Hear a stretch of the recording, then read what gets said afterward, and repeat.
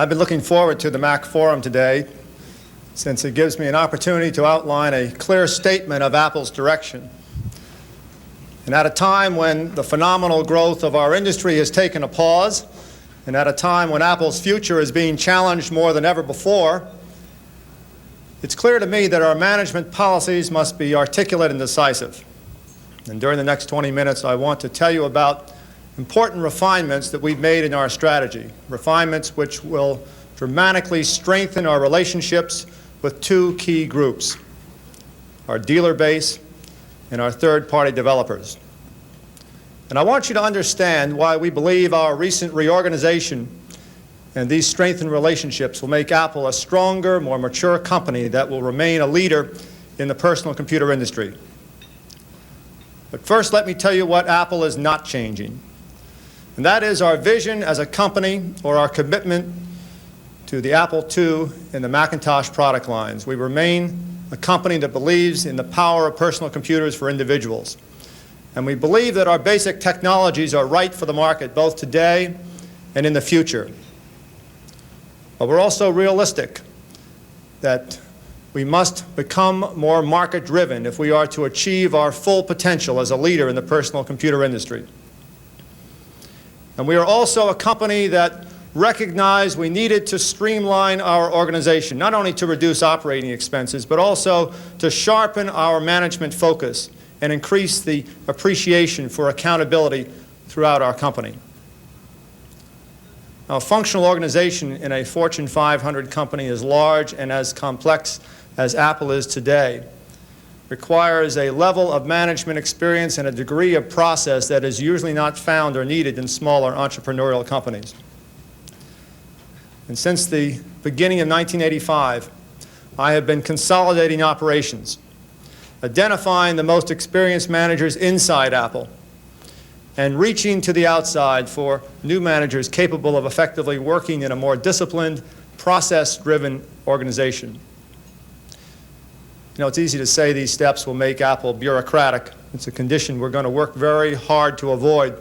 But I believe that consistent and more sharply defined strategies and policies, and a more experienced middle management team, and a more disciplined environment will actually help us get innovative things done quickly and effectively.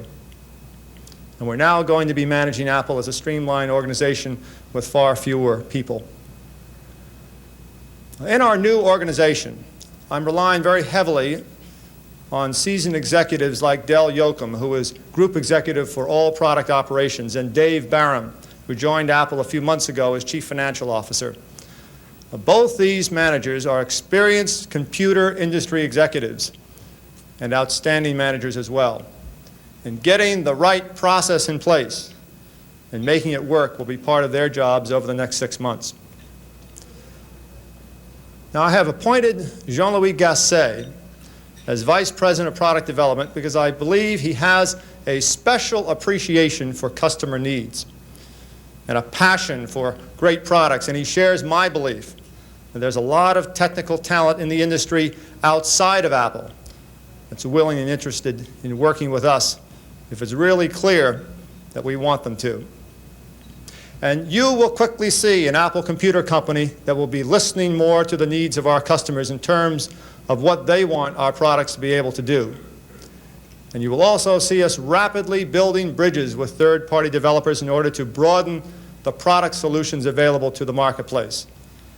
And this means we want to significantly improve our working relationship with third-party peripheral and software companies that can add the greatest value to our Apple II and Macintosh products.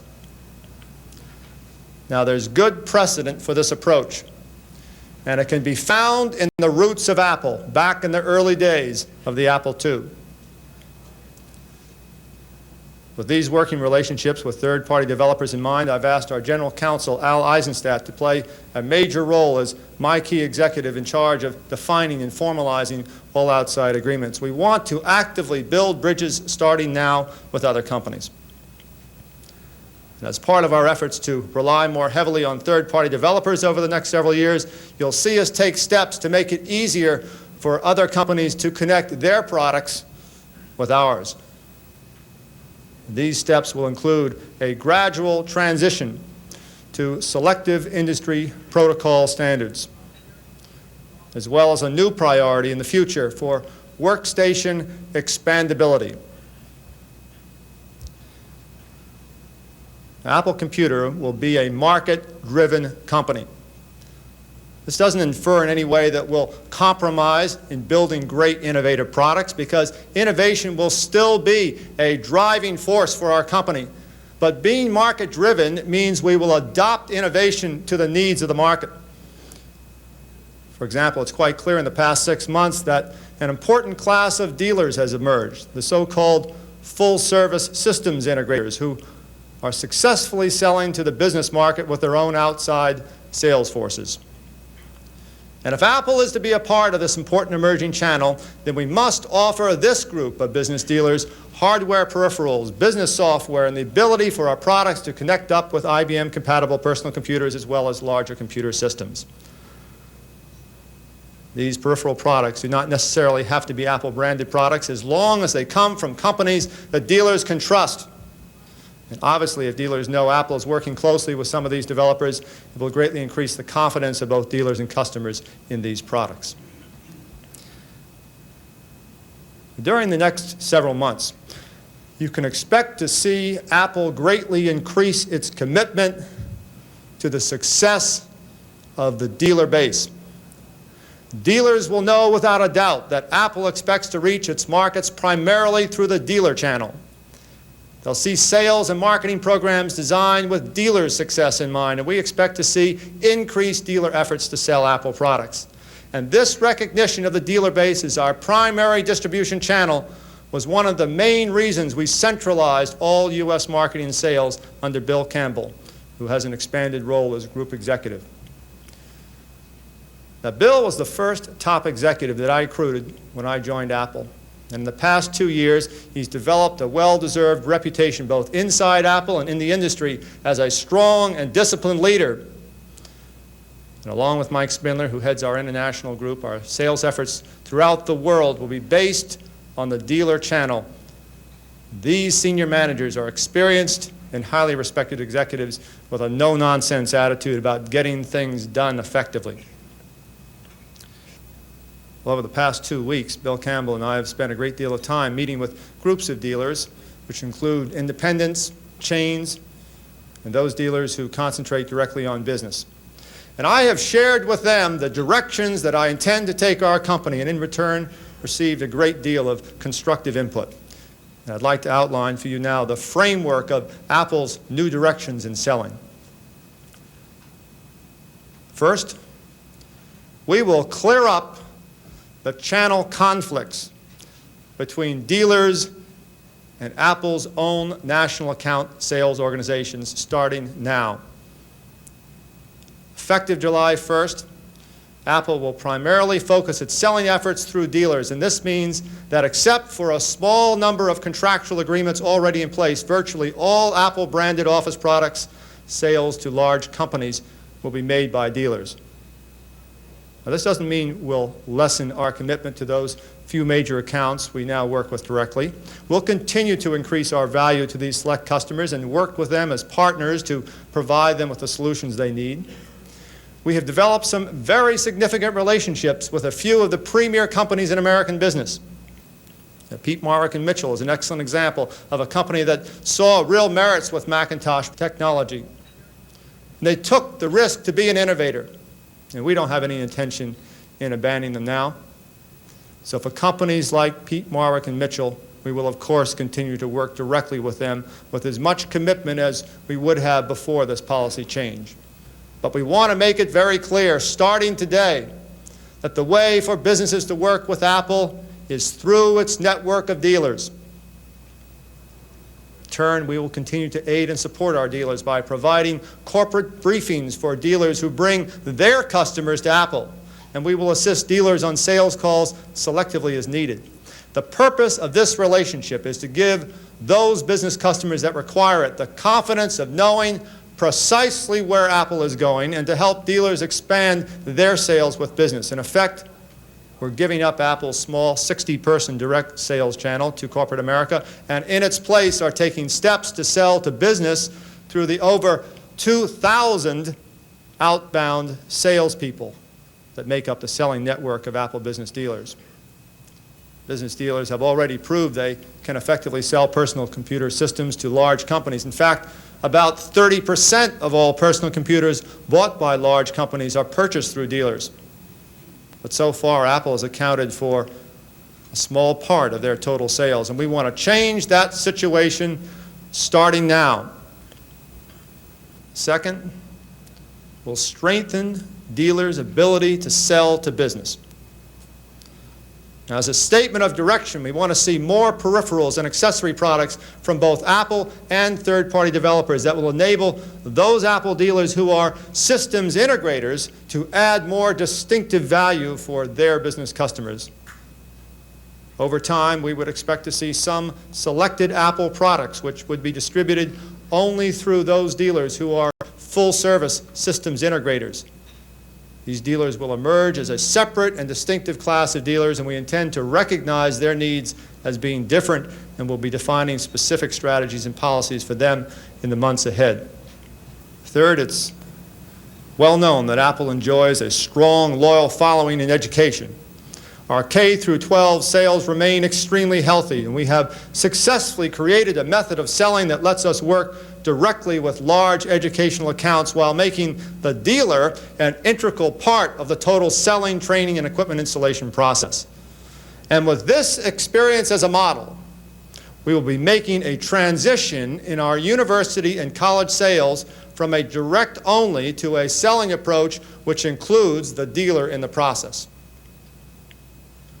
Now, while we will, of course, honor all contractual agreements we have with the 24 members of our Apple University Consortium, we'll work even more closely with them to monitor resale policies. Fourth, a market-driven company must offer strong marketing programs for its customers and dealers. Therefore, effective July 1st, we will begin the first marketing push for Macintosh that recognizes dealers' needs for flexibility in customizing their programs. And at the same time, we want to expand the 512K and second disk drive installed base because of its importance to the new power user software applications that are already shipping this summer. We'll actively support our marketing program with highly visible yet carefully focused advertising efforts. You know, the marketing message for Macintosh that has largely focused on ease of use will now begin to shift its emphasis to the power of the Macintosh system with the hardware peripherals and power software now in the market.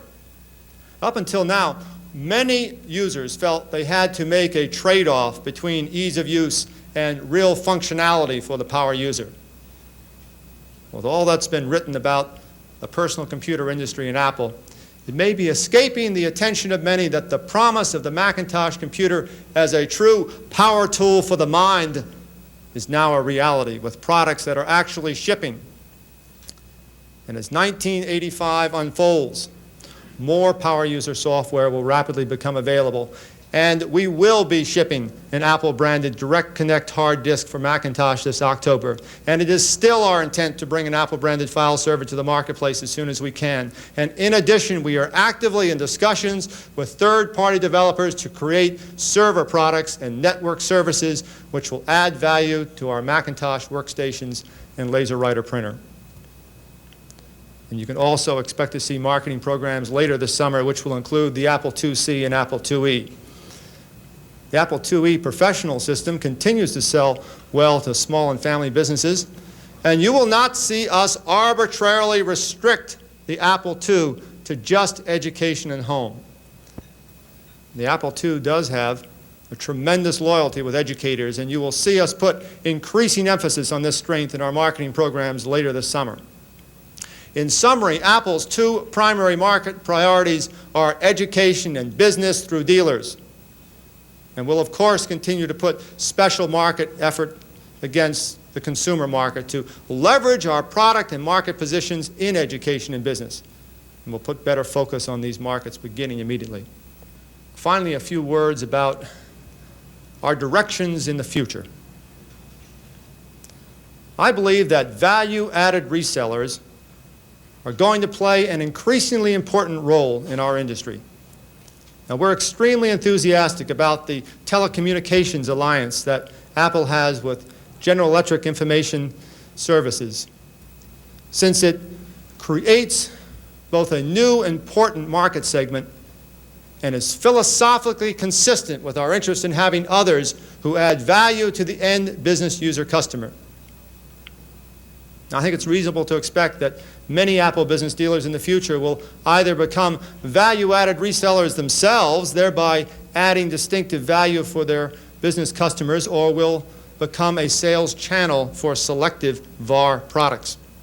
In any event, the increased trend towards vertical solutions, which can take the form of either templates on popular business software or special purpose vertical software, will be important in our future. Therefore, we're establishing a high engineering priority to simplify the development tools for those who want to write Macintosh. Now, inside Macintosh, which is our development tools for Macintosh software, has been extremely important. But I believe there is a real market need for even easier to use software tools which can be used by value-added resellers, by business dealers, and others who want to write Macintosh software. Too often, a lot of us have spent too much time talking about what we will do in the future as opposed to focusing on the strengths of what we really offer today. Therefore, we'll talk less about next year's products, while at the same time we will try to do a better job on a non-disclosure basis in keeping third-party developers informed on where we're going with future products. And I should also point out that it moves to streamline Apple's expenses that we do not plan to cut back on our efforts to develop enhancements and new products for both the Apple II and Macintosh product families.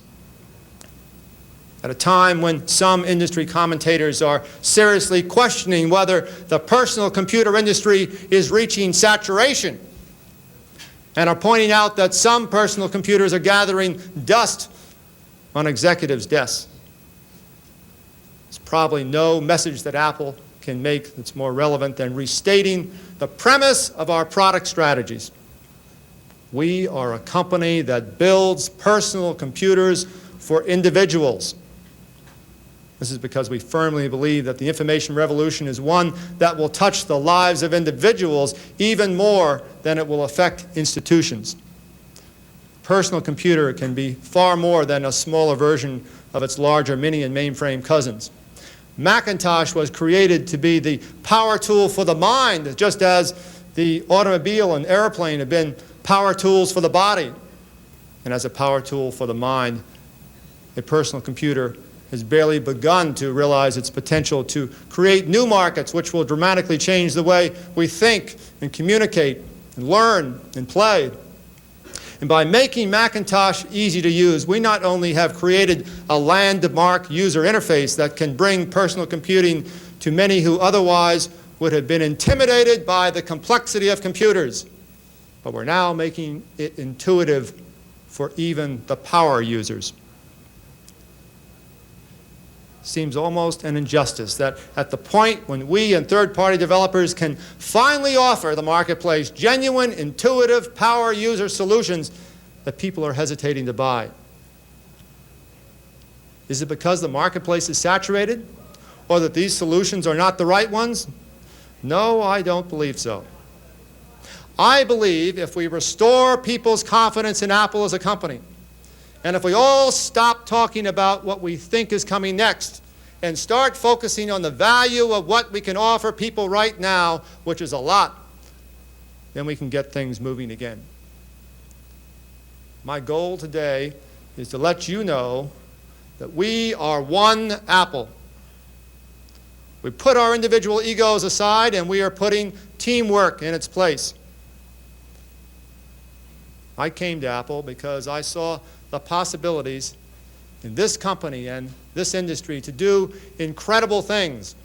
Well, it's clear that we're going to have to do incredible things right now in order to continue to succeed. And that starts with clearing up ambiguities in Apple's directions, clearing up channel conflicts, and getting the message out to all who are interested that Apple intends to be a constructive player in this industry. But we will only do this successfully if we can quickly marshal the confidence and commitment of dealers and developers who recognize that Apple's success is as important to them as it is to us. Many of those key players are here at this Mac Forum, and I hope it is very clear to them that we are taking these major policy steps in order to strengthen our relationship with them and become a better market-driven, customer-oriented company with a genuine commitment to the dealer system of selling. Now, we're solid in our commitments. We're firm in our product foundations and confident that with strong partnerships with dealers and developers, we'll remain a leader in the personal computer industry. Thank you very much.